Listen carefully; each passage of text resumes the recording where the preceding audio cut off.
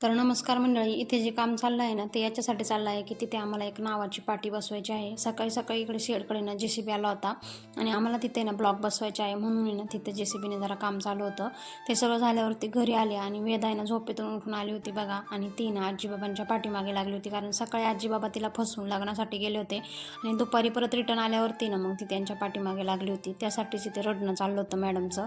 पण नंतर आजीबाबा ना तिला तिच्यासोबत ना घेऊन गेले मळ्यामध्ये, तिला तिकडे ना जायचं होतं त्यांच्यासोबत म्हणून। तर ते तिकडे गेले आणि आम्ही ना गेलो होतो शेडकडे, कारण तिकडे ना लाईट फिटिंगचं काम चाललं होतं। म्हटलं चला कसं चाललंय ते पाहून यावं, म्हणून मग आम्ही गेलो होतो सहज तिकडे।